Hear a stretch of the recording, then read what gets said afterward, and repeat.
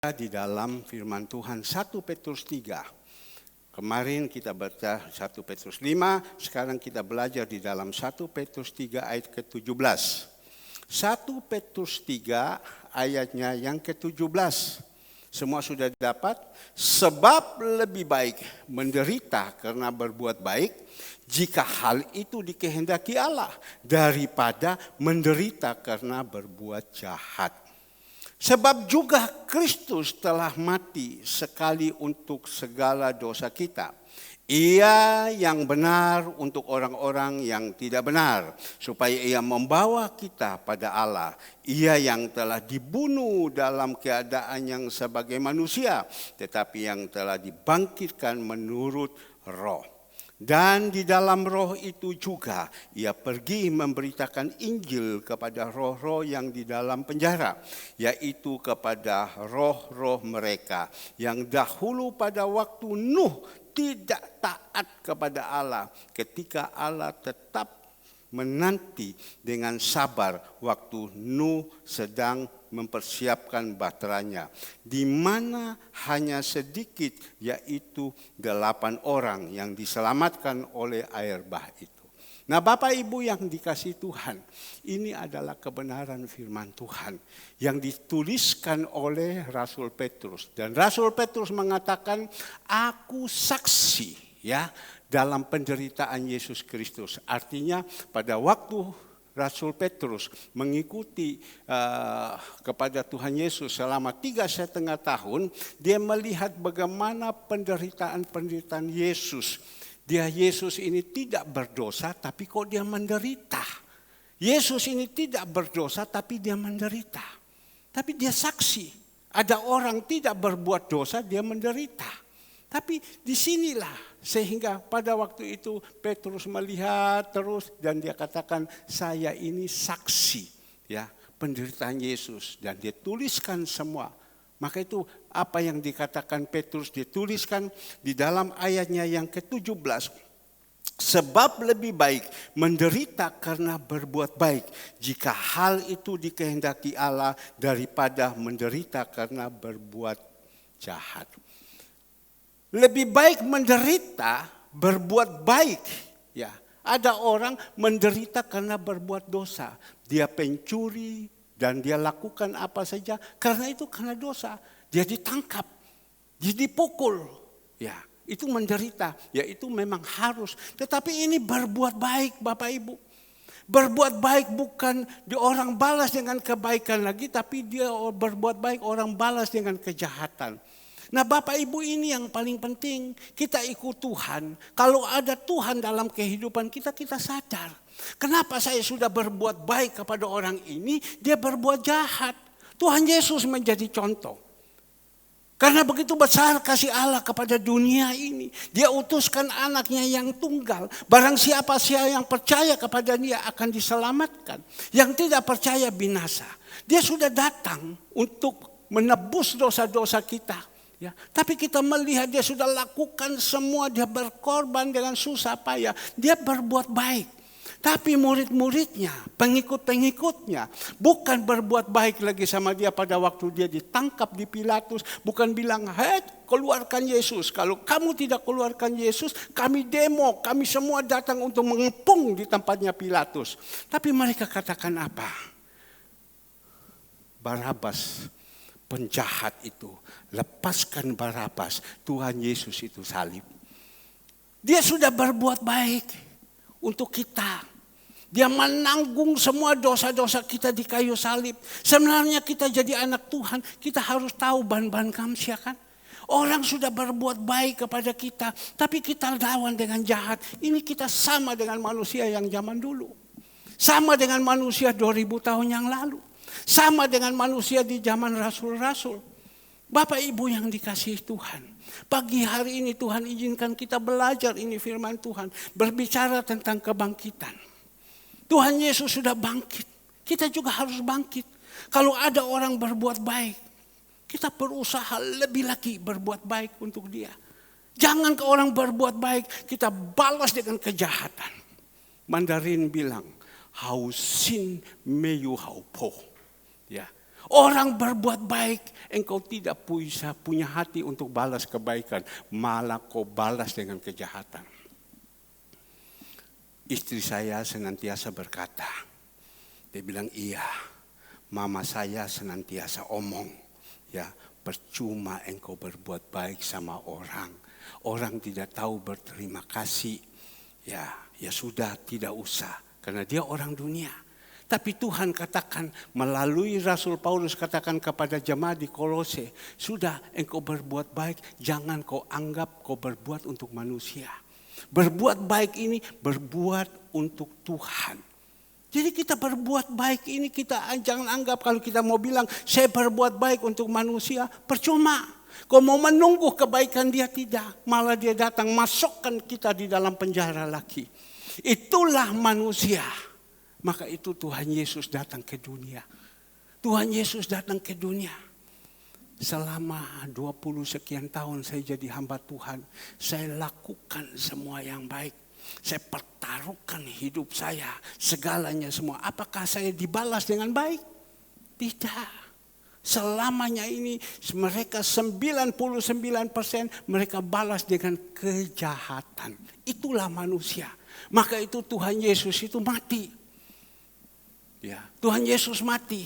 Kalau Tuhan Yesus sudah mati, kita rasul-rasul pada zaman itu juga harus mati.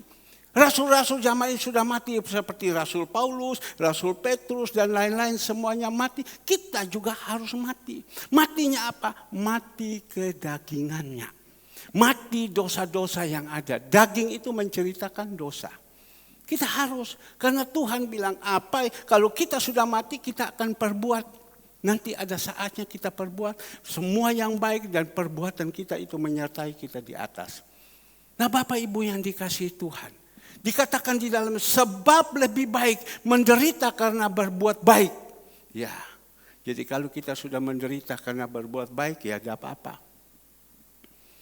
Tadi malam saya sedang baca firman Tuhan, pikiran saya ini kacau. Saya memikirkan ini ada satu jemaat.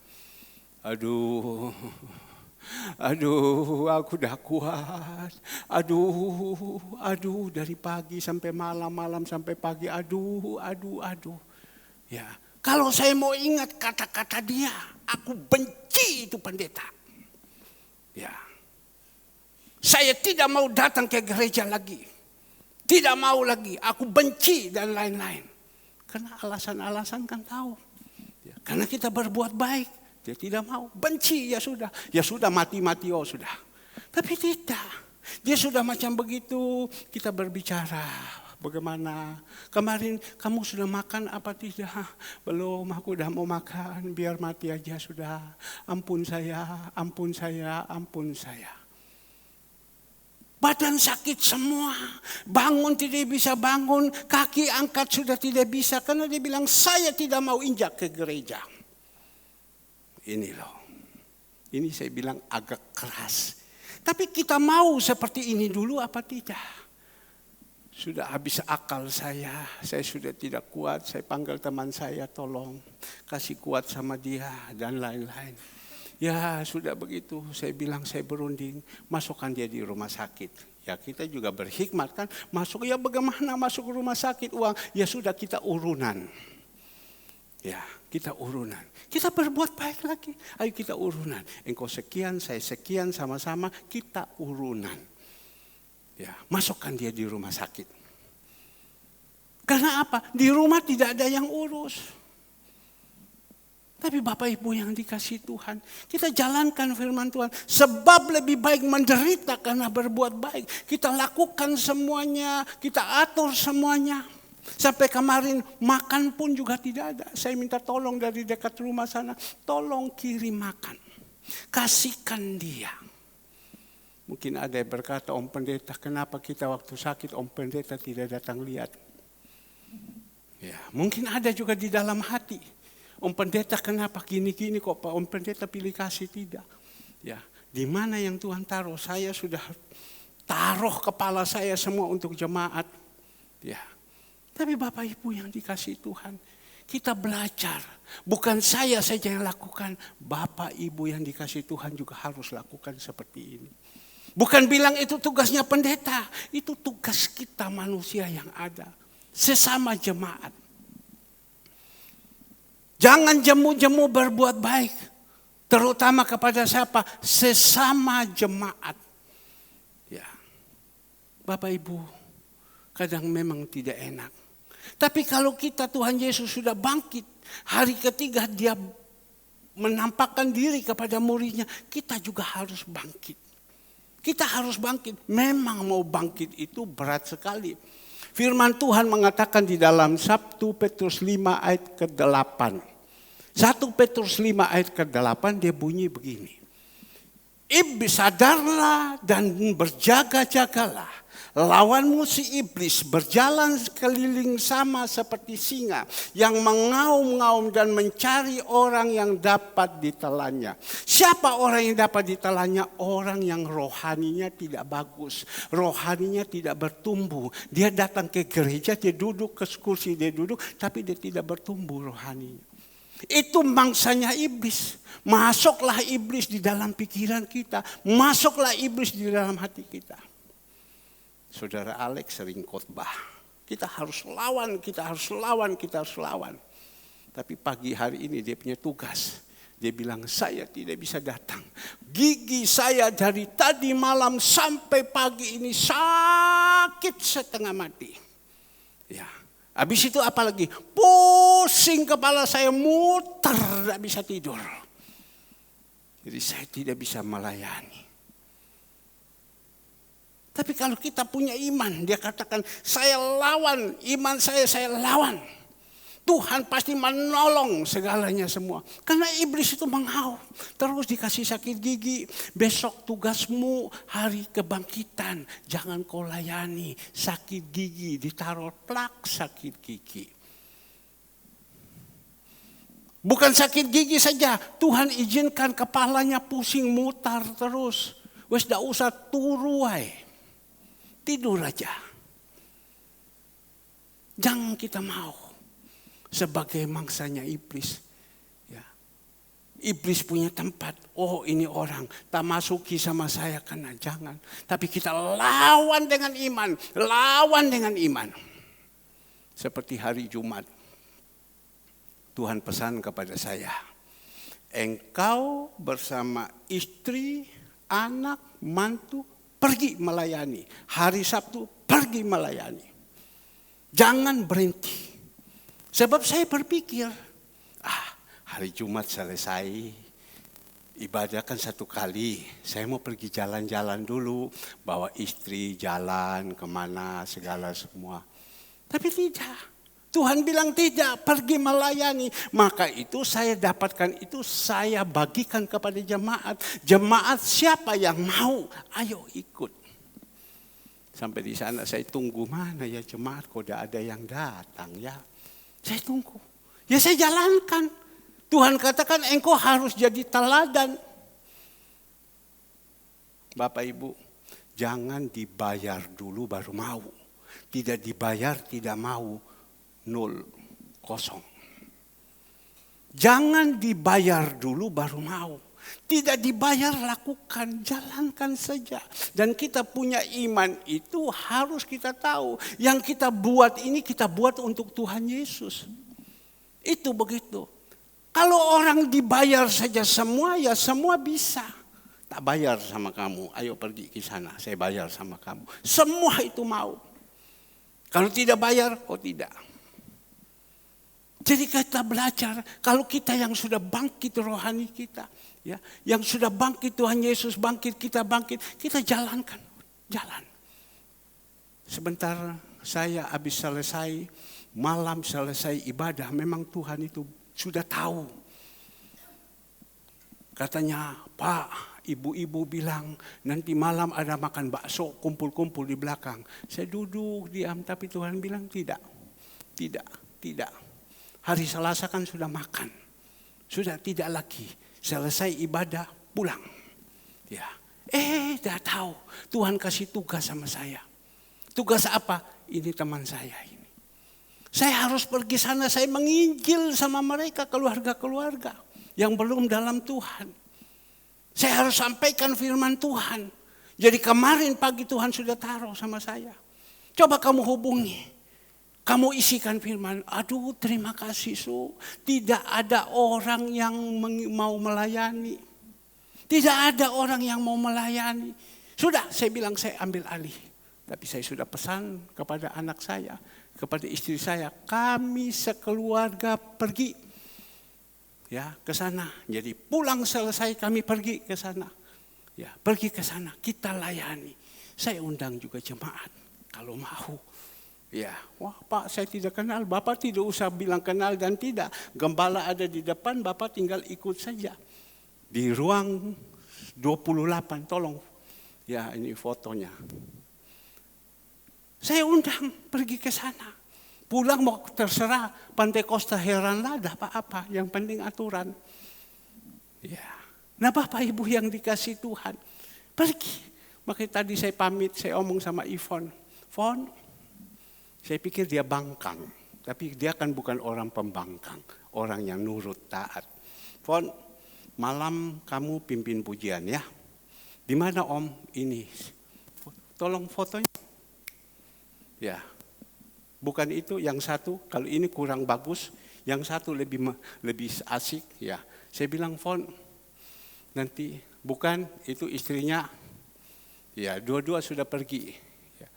Jadi saya bilang Fon. Nanti kamu ikut ya Fon ya. Ya ini kita lihat. Kasih besar. Saya tidak mau kita seperti ini. Maka itu kadang mulut saya agak pedes. Karena saya takut seperti ini.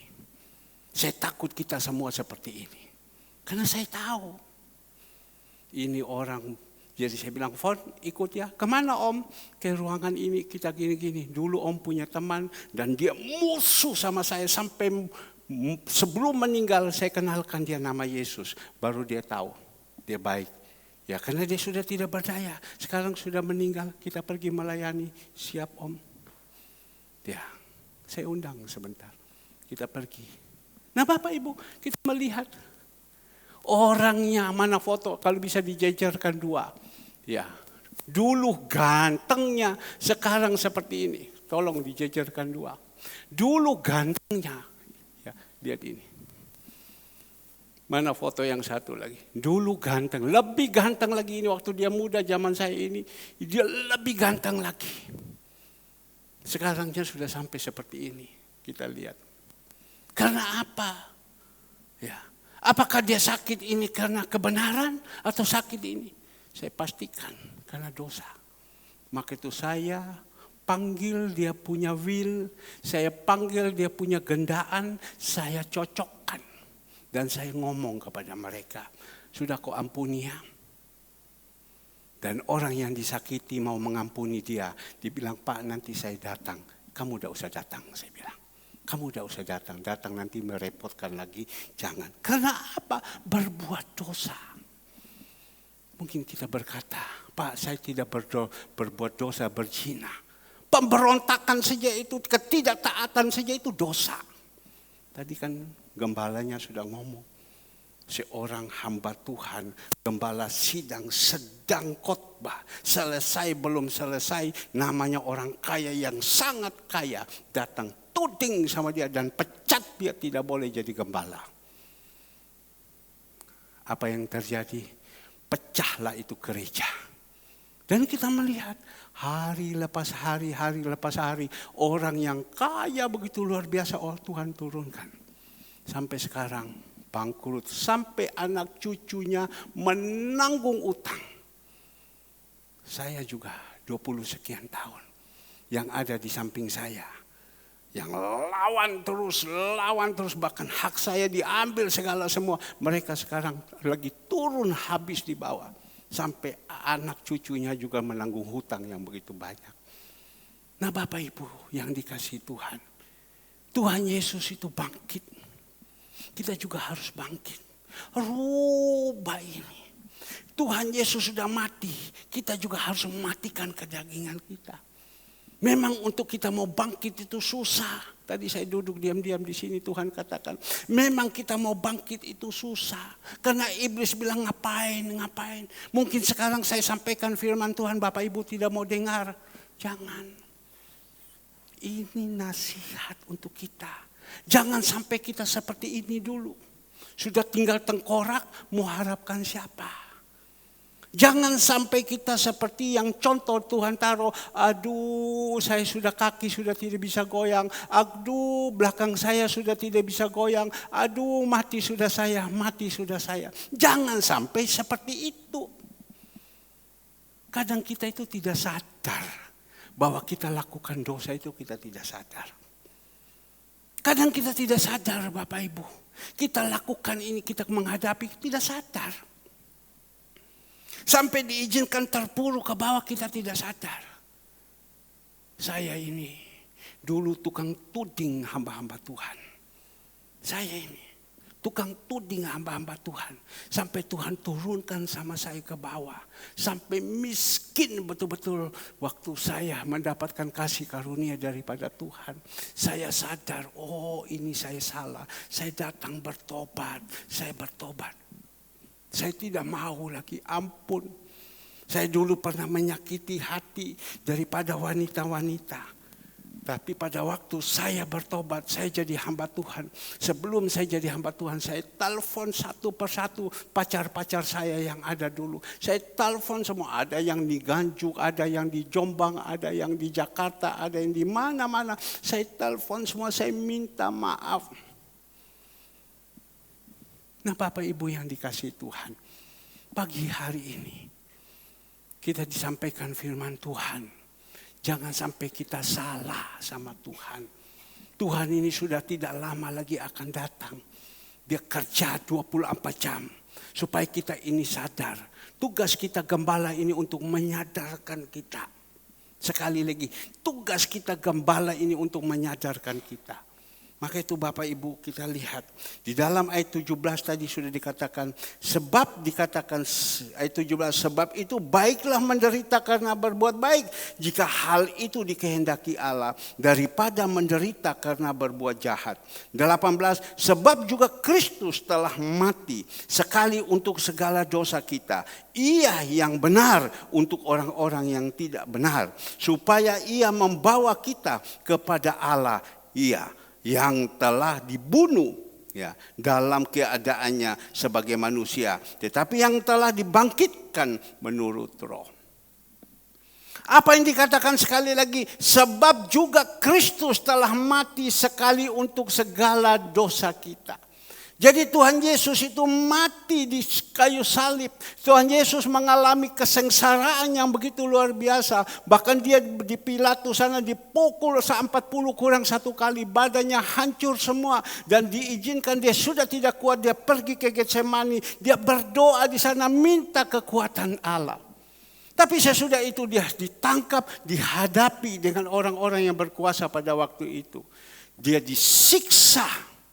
Dia diapakan, diludahin segalanya semua. Dan akhirnya dia disuruh pikul itu salib. Pikul itu salib naik Via Dolorosa. Naik, pikul begitu berat. Jatuh, bangun, jatuh, bangun. Untuk siapa? Untuk kita. Sampai di atas di Golgota, dia disalibkan, dinaikkan di atas kayu salib. Badannya yang berat sekian kilo dipaku, tangannya tergantung dengan betapa sakitnya. Kakinya yang menahan dipaku. Begitu sakit, lambungnya ditusuk, begitu sakit. Untuk siapa? Untuk kita.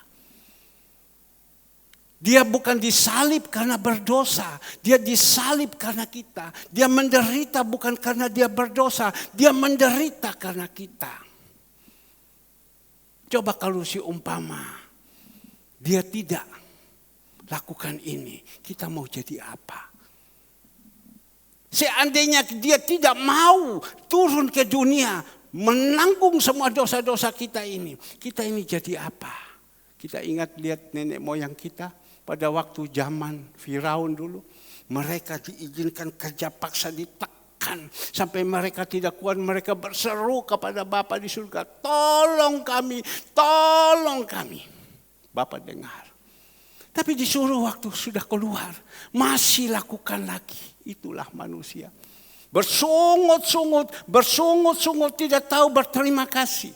Padahal mereka sudah melihat bagaimana perjalanan waktu mereka keluar dari Mesir. Baru keluar dari Mesir, Tuhan sudah kasih emas mereka. Tuhan sudah kasih barang-barang perhiasan kepada mereka. Mereka pergi. Berarti penyertaan Tuhan yang begitu luar biasa. Tapi biar kita ini sudah diangkat dari lumpur dosa.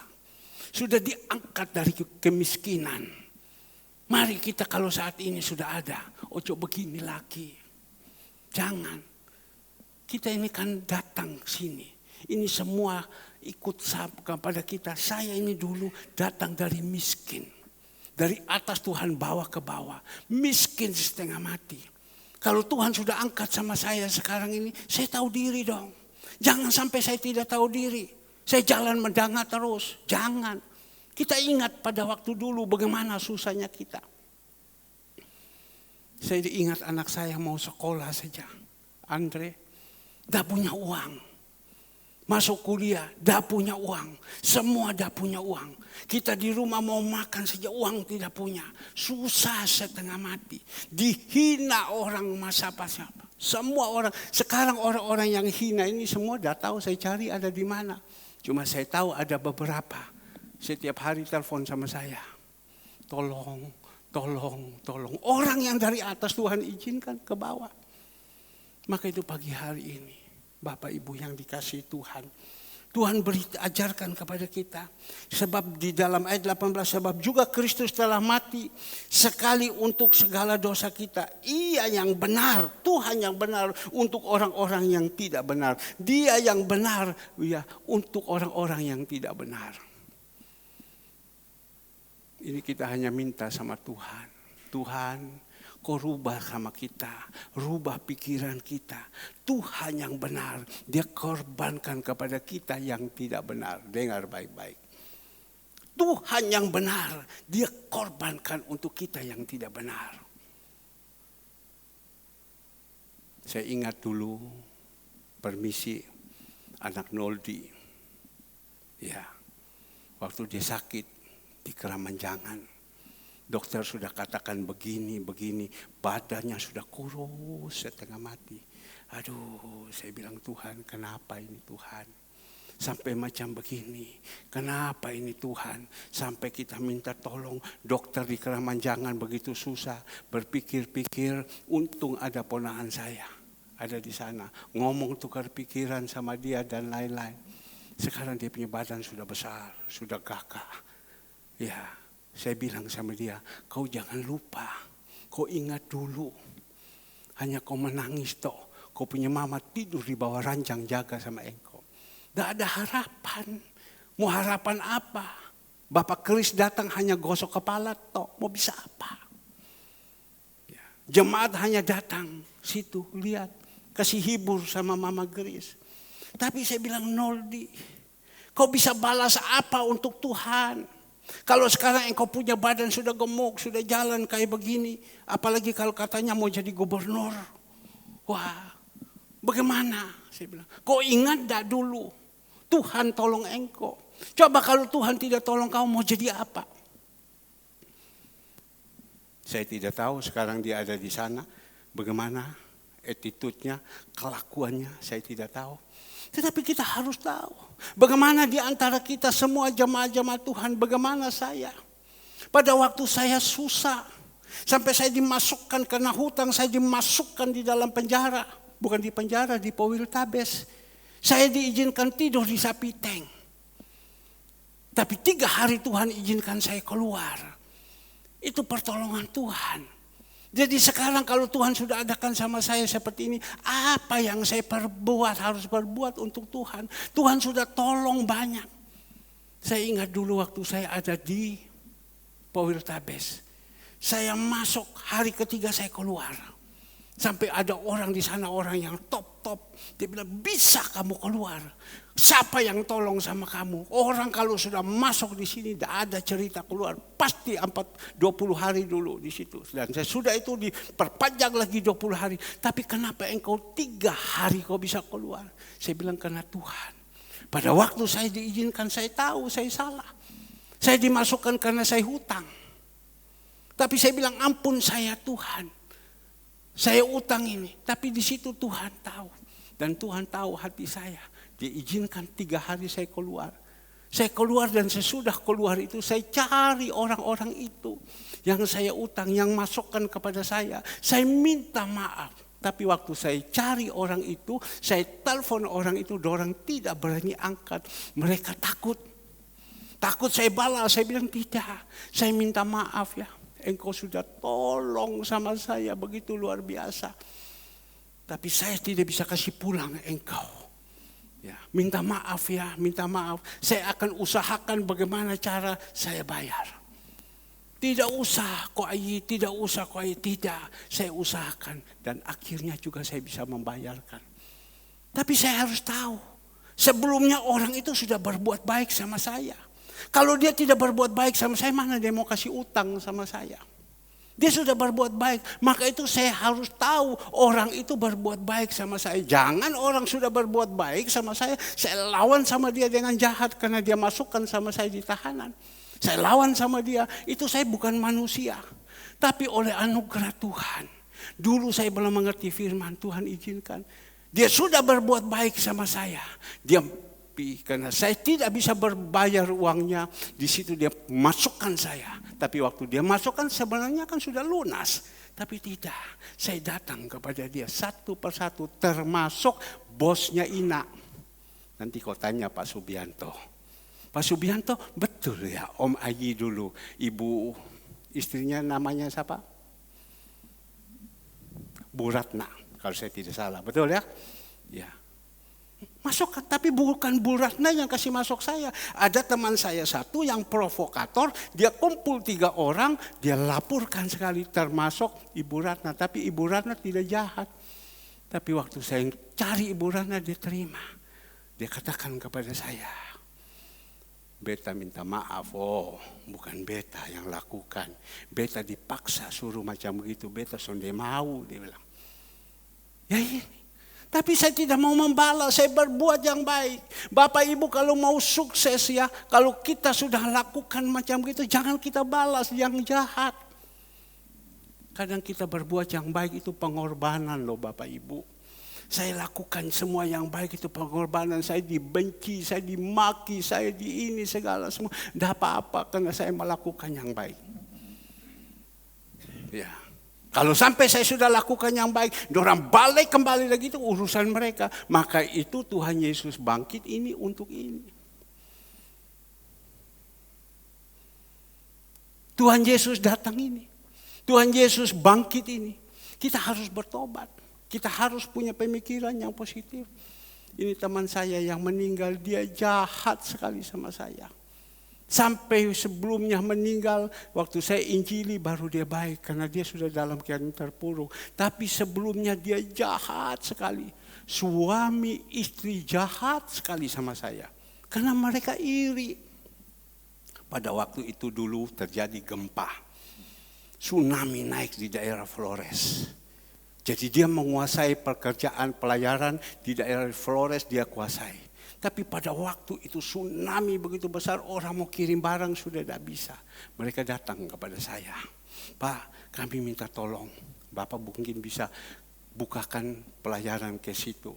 Oh ya sudah, kenapa barang terlalu banyak? Kami punya barang tidak bisa terkirim. Oke. Dan orang ini yang meninggal. Punya kapal kan besarnya 200 ton, 150 ton. Ya sudah, saya bilang, saya masukkan kapal saya yang 1000 ton. Jadi masuk 1000 ton, saya angkut semua itu barang. Dia punya kapal tidak ada muatan, bukan saya potong. Tidak ada muatan, marah dia. Dia maki sama saya, dia kata-katain saya. Ya, kan orang datang minta tolong, orang dalam keadaan susah. Saya masukkan kapal saya yang besar, 1 kali angkut semua itu barang. Tapi dia punya kepahitan. Nah di sini. Maka itu orang kalau rohaninya tidak bagus ya itu. Kepahitan sampai mau meninggal. Tapi saya harus berbuat baik. Bagaimana saya berbuat baik? Tapi kita melihat Bapak Ibu. Ujung-ujung dari seperti itu akhirnya dia hancur. Maka itu saya berdoa kepada jemaat Tuhan. Kalian yang sudah dibawakan sama Tuhan, jangan punya dunianya masih keras. Jangan masih ada kedagingan. Tuhan Yesus sudah bangkit, kita juga harus bangkit. Sebab kalau tidak, kita tidak bangkit, nanti ujungnya seperti ini. Bukan saya mendahului Bapa, bukan saya menyumpahi Bapa seperti tadi Gembala Lukas Kusuma mengatakan. Tapi saya mengasihi Bapa, saya ingatkan kepada Bapa, jangan lakukan seperti itu. Kadang manusia tidak mengerti. Kalau mereka sudah mengalami susah, mereka tidak tahu. Orang ini yang sakit, dia ngomong begini sama saya, dia ngomong sama teman saya ini sudah berdosa, dia bilang. Om pendeta sudah begitu baik sama saya. Istrinya sudah begitu baik. Anak-anaknya, mantunya sudah begitu baik. Ya, tapi kenapa kok saya buat sama dia macam begini? Ampun saya. Jadi teman saya kasih sadar. Oh, kok sudah sadar? Iya, saya sadar. Ya, saya sadar. Dia sudah lakukan semua yang baik, tetapi kenapa harus begini? Ya, maka itu umatku binasa karena tidak mengerti isi Alkitab. Jadi kita harus mengerti firman Tuhan. Tapi ada orang yang mengerti firman Tuhan, memang attitude-nya, memang karakternya tidak baik, dia lakukan, dia pikir tidak salah. Bapak Ibu yang dikasih Tuhan, kita belajar ya firman Tuhan yang menasihati kita pagi hari ini. Dikatakan tadi di ayat 18, sebab juga Kristus telah mati sekali untuk segala dosa kita. Ia yang benar untuk orang-orang yang tidak benar, supaya ia membawa kita kepada Allah. Ia yang telah dibunuh dalam keadaannya sebagai manusia. Jadi dia dibunuh sama orang-orang yang tidak takut Tuhan punya dalam keadaan manusia, tapi yang telah dibangkitkan menurut roh. Itu hebat. Tuhan kita waktu dibunuh kan mati. Ya, tapi waktu mati kita melihat dia dikuburkan. Ini yang meninggal ini dibakar. Saya tolak. Saya bilang, bisa Pak melayani nanti di Eka Praya sana? Oh tidak. Ya, ini tidak dikehendaki Tuhan untuk dibakar. Ya, kita punya jemaat dulu ada sesudah itu dibakar. Ya, saya bilang mohon maaf, saya hanya bisa sampaikan saja di tempat Adiyasa, tetapi lanjut di tempat pembakaran saya tidak ikut-ikut. Saya tidak setuju dengan itu. Ya, saya tidak setuju dengan itu. Tapi ya sudah dorang mau ya mereka jalankan.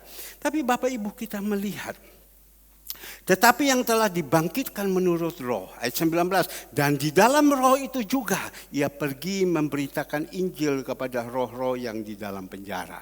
Jadi kita manusia, coba kita melihat Pengkhotbah 12 ayatnya ke-7. Pengkhotbah 12 ayatnya yang ke-7, ya coba. Dan debu kembali menjadi tanah seperti semula, dan rohnya kembali kepada Allah yang mengaruniakannya. Jadi kalau kita jadi manusia saat ini, kita masih ada, kita masih hidup, ya sudah. Tapi waktu kita mati, Bapak Ibu, sudah tidak ada gunanya, jasadnya sudah tidak ada gunanya lagi. Kembali, kita aslinya dari debu, kembali ke tanah. Tetapi roh ini keluar. Banyak orang mengatakan, orang kalau sudah meninggal tanya Mama Dope. Mama Dope itu kan bisa lihat, rohnya gentayangan. Wah, kemana rohnya? Jadi kita yang sudah mati, Bapak Ibu, ya kembali jasadnya, dimasukkan di dalam kubur. Ya, seperti Tuhan Yesus dikuburkan. Sesudah itu Bapak Ibu, rohnya yang akan bertanggung jawab. 2 Korintus 5 ayatnya yang ke-10. Coba kita melihat. 2 Korintus 5 ayatnya yang ke-10. Dikatakan di sini, sebab kita semua harus menghadap takhta pengadilan Kristus. Kita semua ini. Termasuk saya yang berdiri ini. Kalau saya meninggal, harus menghadapi takhta pengadilan Kristus. Supaya setiap orang memperoleh apa yang patut diterimanya sesuai dengan yang dilakukan dalam hidup ini. Maka itu kita di dalam hidup ini mari berbuatlah yang baik. Ya, agar supaya pulang itu kita menghadap di atas. Ditanya Bu Retno, selama engkau umur sampai 70 tahun atau 80 tahun, apa yang kau perbuat di dalam dunia? Oh sudah Pak, saya sudah buat ini, saya sudah buat ini, saya sudah buat ini. Kau buat dengan ketulusan hati atau kau buat dengan tujuan motivasi? Ini mohon maaf, ini atau Pak Toga Sirait yang sudah umur 89. Engkau lakukan ini semua dengan ketulusan hati atau kau berbuat dengan motivasi? Ya. Kita kan tahu, Tuhan tahu kita menghadapi, roh kita ini menghadapi. Di takhta pengadilan Kristus, saya tidak tahu orang-orang yang sudah berangkat pulang duluan, Bapak Samuel Karto, Eksan yang sudah, orang pulang di sana mereka menghadap. Ini firman Tuhan, mereka menghadap. Rohnya menghadap di atas. Coba kita lihat. Sebab kita semua ya, menghadapi takhta pengadilan Kristus supaya setiap orang yang memperoleh apa yang patut diterimanya di dalam hidup ini. Kita berbuat apa? Saya bilang kepada Ibu Andreas, karena pada waktu itu Tuhan suruh kasih makan ya untuk hari Sabtu. Bu, ini sekian banyak bu. Ini bagaimana? Pak, bawakan semua kasih saya. Saya ambil alih semua. Ya, kalau saya tidak mampu, baru saya bagikan kepada lain. Bawakan kepada saya. Itu disuan. Bukan Ibu Andreas katakan, bawakan kepada saya kerja sekian. Wani piro. Loh, kalau sudah katakan wani piro, itu sing bahaya. Wani piro, dah ada. Ya, minggu depan itu ikan yang datang ini ikan filet semua. Kakap merah, kakap putih yang di filet semua itu. Ibu pagi-pagi Ibu Gembala bangun. Oh, bangun gini. Yang dia ngomong apa? Itu ikan. Mungkin dia tidur itu dia pikir. Itu ikan. Kita potong kecil-kecil. Ya, karena dia berupa lempeng kayak macam begini. Dapat langsung dipotong langsung masukkan di kostorin. Itu dimasukkan plastik, itu ikan kita potong kecil-kecil. Baru kita balik sambal apa, enak. Buka mata sebenarnya, tapi omong itu. Oh, saya bilang puji Tuhan istriku juga bertobat ya. Pagi-pagi sudah pikir untuk pekerjaan Tuhan. Tadi saya bilang sama Pak Toga, bikin, enak itu Pak, enak itu Pak. Dipotong-potong. Ada 14 dos. Ya, dibilang ini satu kali bisa pakai 2 dos. Dipotong-potong. Ibu Andreas bilang, bawa ke sini Bapak. Sambil ku potong, sambil ku makan. Enggak apa-apa. Ya, seperti barusan ini Tuhan kasih tugas kepada siapa Bu Cici. Untuk apa? Bikin kurma. Dia bilang asik Pak. Sambil kita kumpul masukkan plastik. Sambil kumpul sambil makan. Kita berbuat untuk Tuhan. Bapak Ibu korbankan persembahan untuk kasih makan. Itu Bapak Ibu buat untuk Tuhan. Saya berani saja. Hari Sabtu saya bilang. Untuk anakku Devina. Engkau sudah lama tidak ikut kasih. Saya bilang gitu. Saya ngomong, saya tahu dia tidak mungkin marah. Dia sadar. Kau sudah lama tidak ikut mempersembahkan. Ada mungkin 2 tahun. Tapi dia langsung, iya Su, mohon maaf. Sekarang saya gantikan selama 2 tahun punya saya kasih. Ya, apa yang kita perbuat? Bukan hanya mempersembahkan itu saja. Kita berbuat yang apa yang Tuhan kehendaki. Bapak Ibu yang dikasih Tuhan. Tadi pagi saya tanya kepada Ari Tonang, kamu ini hari perjamuan kudus. Tuhan masih ingatkan saya terus. Kamu udah ke gereja? Iya Pak, ke gereja. Dari malam tidur jam berapa? Jam 1 Pak. Kamu pengikutmu waktu kamu live berapa banyak? 2.000 orang. Wah, kemarin ada tambah 5 orang lagi. Jadi kamu dapat apa? Dapat kirim kembang, dapat kirim kepala ular, dapat. Jadi berarti kamu dapat uang banyak dari hasil live itu. Ya, iya Pak, lumayan Pak. Nanti aku sumbang. Dah usah, saya bilang. Nah Bapak Ibu yang dikasihi Tuhan, mari apa yang kita perbuat. Roh ini ya dia datang kepada Bapa di surga mempertanggungjawabkan. Bukan tubuh kita, tidak. Tubuh kita ini sudah masuk di tanah, sudah dikuburkan. Bukan sudah dibakar, tapi tubuh kita ini sudah masuk dari debu kembali ke tanah. Sudah ada di situ, cuma roh ini naik menghadap. Saya membayangkan Pak Yuli ya, saya sedang khotbah, saya ingat tiba-tiba dikasih ingat Pak Yuli ya. Pak Yuli waktu menghadap sama Tuhan Yesus menghadap. Yuliardi, Kami panggil maju ke depan. Dia datang, hehehe. Apa yang selama ini engkau perbuat di dalam dunia? Yuliardi pikir. Iya apa ya yang saya buat ya selama ini. Yang tahu Bu Retno, Pak Yuliardi dan Tuhan Yesus. Kita kan tidak tahu. Apa yang selama ini engkau perbuat di dunia? Ya, kita berbuat yang baik, pahalanya besar. Tapi selama kita berbuat di dalam dunia tidak ada yang baik. Bahkan dikatakan hidup kita ini hanya menjadi pemberontak toh. Ya sudah, itu yang kau dapat di atas. Ketemu dengan orang pemberontak. Nah Bapak Ibu yang dikasihi Tuhan, mari Bapak Ibu, dikatakan di dalam ayat selanjutnya, dikatakan ya, dan di dalam roh itu juga ia pergi memberitakan Injil kepada roh-roh yang ada di dalam penjara.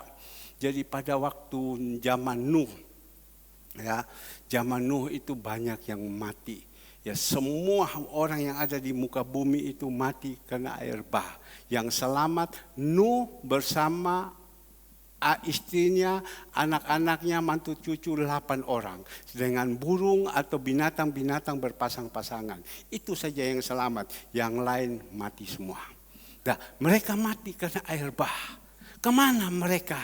Mereka punya roh itu dimasukkan di dalam penjara. Waktu Tuhan Yesus hari yang ketiga, ya, dia sudah, waktu dia mati selama, bukan hari ketiga, selama 3 hari itu dia di dalam penjara menginjil. Dan di dalam roh itu juga ia pergi memberitakan Injil kepada roh-roh yang di dalam penjara itu. Dia pergi menginjil. Menginjil untuk sadar kamu, bertobat kamu. Dia pergi menginjil selama 3 hari. Dan sesudah itu kita melihat ayatnya yang ke-20.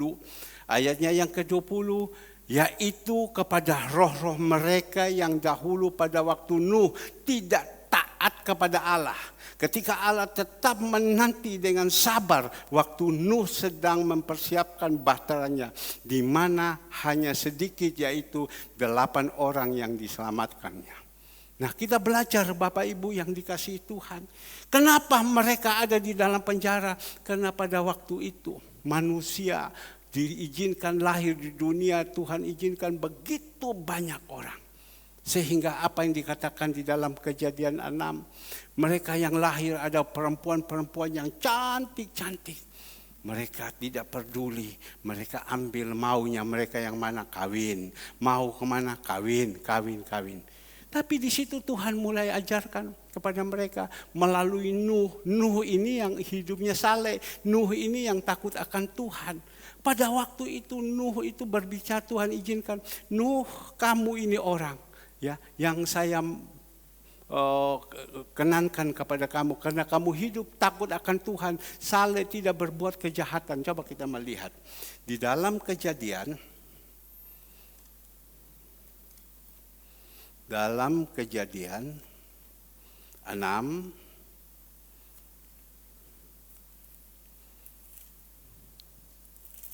sebentar ya. Kejadian 6 ayatnya ke-8. Kejadian 6 ayatnya ke-8.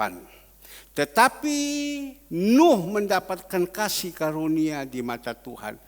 Dari semua orang yang begitu banyak dituliskan dalam Alkitab, tetapi Nuh yang mendapatkan kasih karunia di mata Tuhan. Tuhan pilih Nuh. Tuhan bilang, aku menyesal. Saya izinkan mereka lahir di dunia sekian banyak, tidak ada gunanya.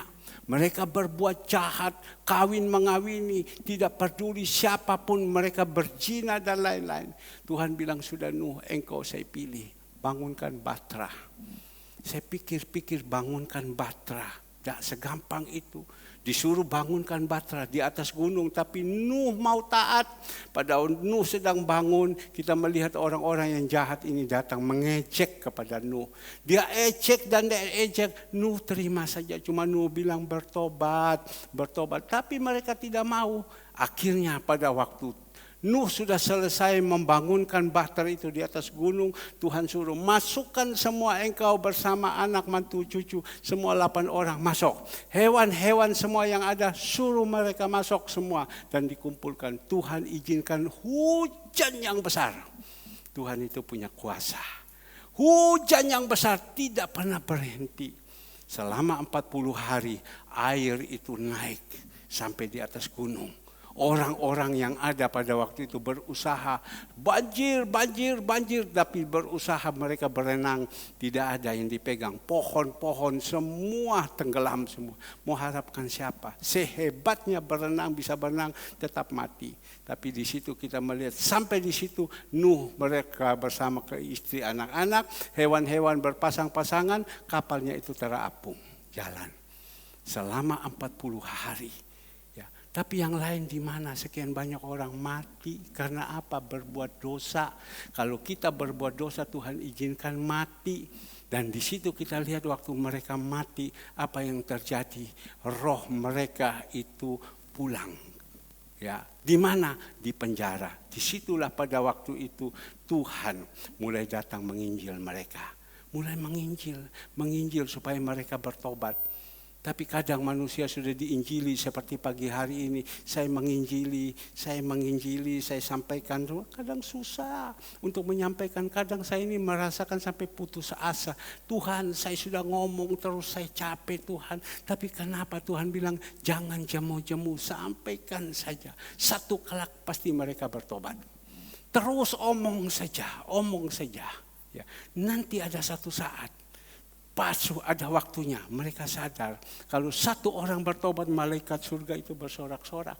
Bukan orang yang datang ke gereja saja dia dikatakan bertobat, bukan orang yang melayani saja, tetapi orang itu yang benar-benar berubah jadi manusia baru, itu adalah orang yang bertobat. Nah, pagi hari ini Bapak Ibu yang dikasihi Tuhan, kita sudah mendengar firman Tuhan. Tidak macam-macam lagi, yang penting kita berusaha Bapak Ibu. Kita harus bertobat. Berapa banyak anak-anak Tuhan sekarang ini pergi ke gereja begitu banyak, tapi jalan terus. Hidup ini penuh dengan dosa. Banyak anak Tuhan hanya cari popularitas, mau kepingin, wah ini orang banyak, kepujian yang mereka cari. Tidak Bapak Ibu. Yang penting kita hidup di dalam kebenaran, biar Tuhan yang bawa kehidupan kita. Jangan kita cari kepujian manusia. Wah, saya jadi orang besar, saya dikenalkan orang, tidak ada gunanya. Yang penting kita itu dikenalkan Tuhan, kita disayangi Tuhan. Bapak Ibu yang dikasihi Tuhan, akhirnya kita melihat apa yang Tuhan izinkan kepada kita. Kalau kita sungguh-sungguh Tuhan bangkit, kita juga bangkit. Itu enak.